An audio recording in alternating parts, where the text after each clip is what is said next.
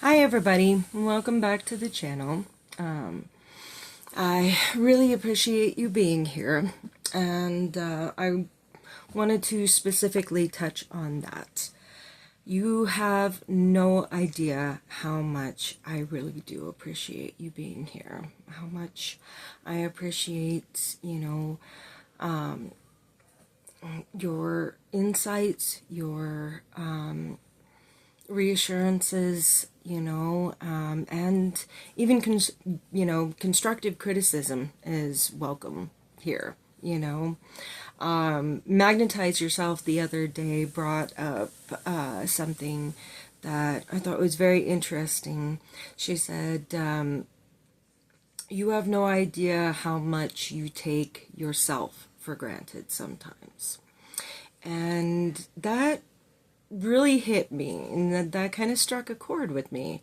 Not in a bad way, of course, but it brought up a lot. It actually brought up a lot of feelings of reassurance, and just remembering how many people have told me, throughout my lifetime, how much they appreciate me just being me. And I wanted to bring that up, a little bit to brag, of course, but I wanted to bring that up because I know I'm not alone in that aspect. I know that there are a lot of people out there that are listening to this right now that have a tendency of taking themselves for granted sometimes. One of my exes just used to say, just thank you for being you. And I wanted to bring that up to everyone listening. Thank you for being you, for being, the empathetic and wonderful person that you are. You have no idea how many lives you've saved, or how many lives you've touched and helped and inspired and, supported over the years. It's sometimes it's easy for us to forget about those things because we wind up getting dragged down by fear and guilt, especially in the light of tragedy. One of the things that I've been encountering lately, especially after somebody's passing, is guilt. And of course, me too. There have been so many times when I've gone through the ideas that I could have called, I could have, reached out a little bit more often. And one of the things that I usually tell people is the phone does work both ways. Keep that in mind. The phone, hell, there's social media, there's so many ways for us to connect these days, but it also goes both ways, and connections aren't something that you can force. The more you try to, force it, unfortunately, the more you're going to get resistance from the other person, because it's considered an agenda. You want this person to like you, you want this person to contact you, you want this person, to recognize you and such. And that, it creates an agenda, it creates it's almost like trying to force something to happen. But one of the things Aaron says is, you can't force a plant to grow. You can encourage it, but ultimately it's up to the plant. And lately I've been doing that a lot lately, is just kind of giving into surrender. That everything happens in its own time, and everything happens for a reason. maybe that reason hasn't quite come around just yet, you know, especially if you're wanting somebody's attention and, you know, you seem to be getting that resistance and such. Instead, one of the things that I usually do is reach out, say hi, say I was thinking about you, and then let them take it from there and let them make the choice. And it feels a lot better to a person. I know it feels a lot better to me if somebody reaches out and says, hey, I was just thinking about you, and, you know, let the conversation naturally progress from there. Because, you know, especially me being me, there's a lot of times that somebody will reach out and not exactly the best time. So I generally wait until I can give that person my full attention to engage in contact. Now, the other thing that generally helps, unfortunately, you know, there's nothing you can do. Well, I actually, no, you know what? I take that back. I take that back. It's not nothing that you can do after a person has passed on, because you can still engage in conversations with them. You know, just imagining what they would say to you in a conversation does provide a bit of comfort. I talked to Greg, Russell, Dusty, Taz, Clayton, Lorinda, my Aunt Lorna, my Aunt Linda, now my cousin Sammy. I talk to them all the time. And it gives me comfort with just the idea that maybe in some way, shape, or form they can hear me. And on the other aspect, I try to make sure that the people in my life know that they are appreciated. You know, Greg used to tell me almost every day that I was the most beautiful woman in the world. I used to tell Russell every day how lucky I felt that he chose me. Taz and Dusty, the same. I made sure to tell them every day that I loved them.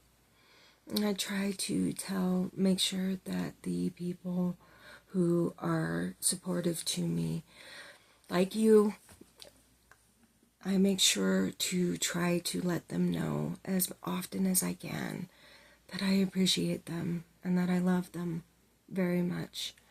We may not have met in person, but you see some of the most vulnerable sides of me. So I feel a great connection to you, and I love you. And I hope that you can see me as somebody that you can trust as well, you know? If not, that's your choice, you know? I know I'm not going to be everybody's cup of tea. That's the way of the world, you know? And that's the beauty of freedom and free will, is not everybody's going to like me. I get that. All right. And then there are some times when, you know, just like I tell my kids, they can love me and not like me at the same time. All right. Well, Greg used to say, if at least one person at my funeral doesn't call me an asshole, then I wasn't doing anything right. He was very real about himself. There were some times that he could be kind of harsh. He was not, I mean, he was a people pleaser to a point, just like I am. You know, it's one of those things that kind of comes from trauma, and especially abuse, especially narcissistic abuse, is that you learn to become a people pleaser. You want to force people to like you or do something to make them like you. And that, like I said before, is going to create resistance.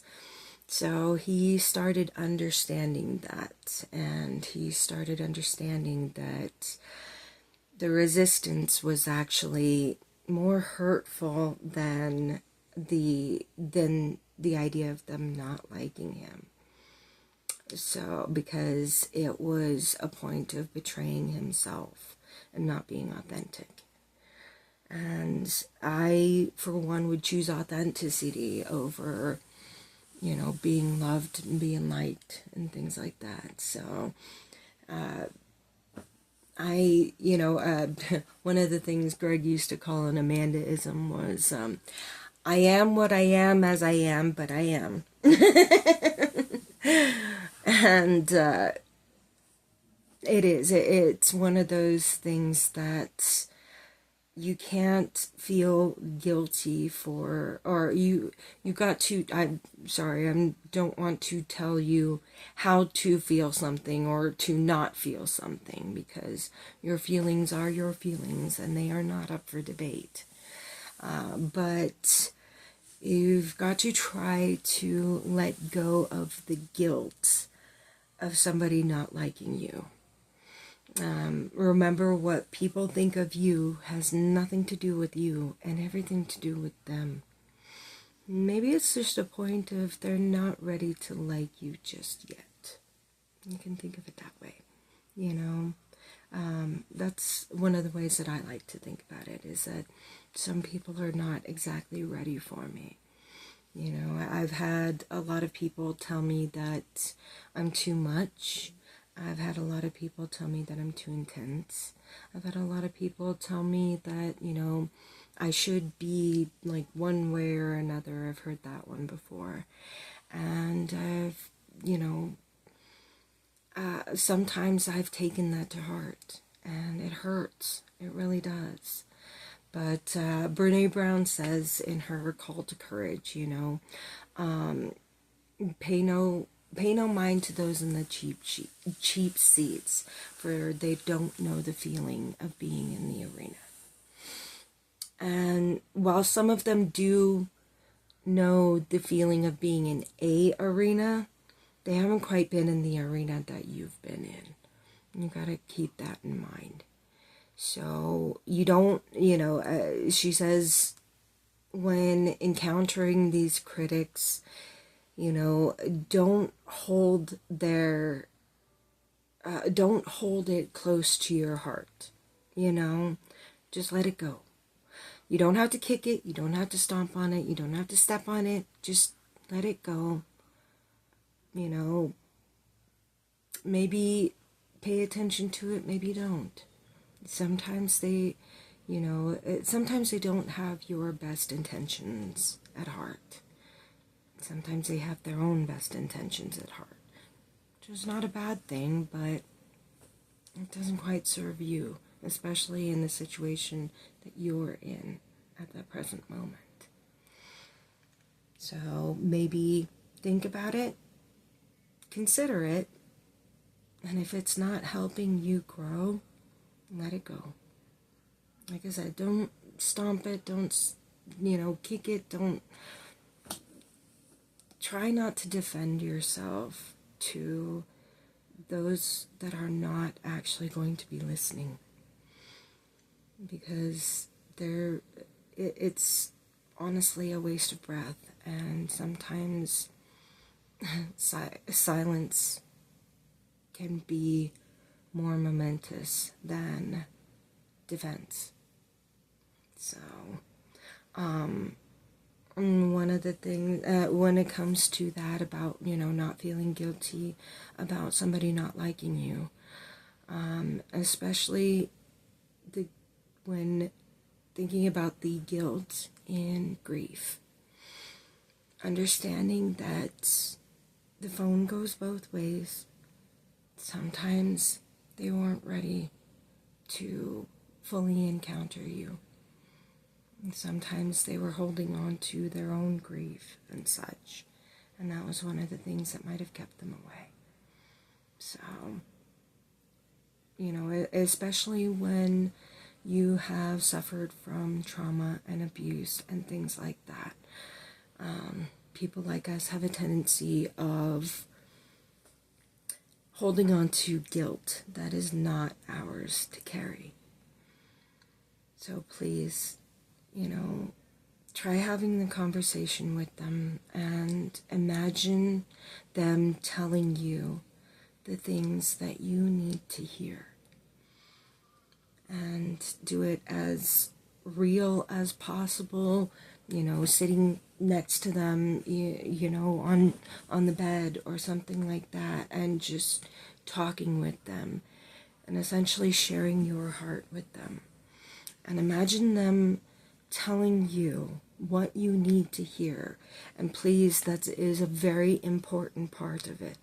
Don't imagine them telling you even what they would have normally told you.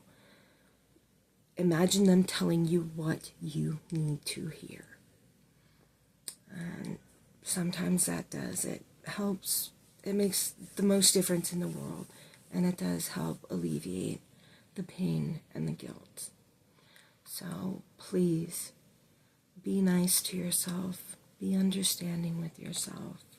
Be loving with yourself as much as possible. You do deserve it. Thank you.